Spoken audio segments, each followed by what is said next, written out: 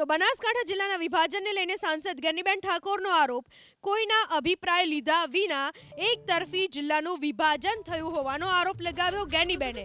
ધારાસભ્ય કે ચૂંટાયેલા પદાધિકારીઓનો અભિપ્રાય નથી લેવાયો, ગ્રામ પંચાયતના સરપંચો કે તાલુકા પંચાયતના આગેવાનોનો પણ અભિપ્રાય નથી લીધો। લોકોને વિશ્વાસમાં લઈને વિભાજન કર્યું હોત તો બધા રાજી હોત એવું કહેવું છે ગેનીબેન ઠાકોરનું।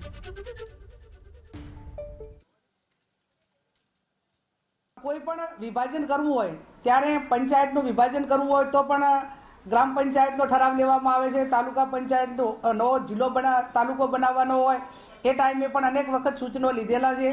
આ વખતે હું માનું છું ત્યાં મારી જાણ મુજબ કોઈ ગ્રામ પંચાયતના સરપંચો હોય, તાલુકાના આગેવાનો હોય, ધારાસભ્યો હોય કે ચૂંટાયેલા પદાધિકારીઓ હોય, એમનો કોઈનો પણ અભિપ્રાય હું માનું ત્યાં સુધી લીધેલ નથી અને એક તરફી કદાચ આ જિલ્લાનું વિભાજન છે એટલે કદાચ લોકોને બધાને વિશ્વાસમાં લઈ અને જિલ્લાનું વિભાજન કર્યું હોત તો બધા રાજી પણ રોત।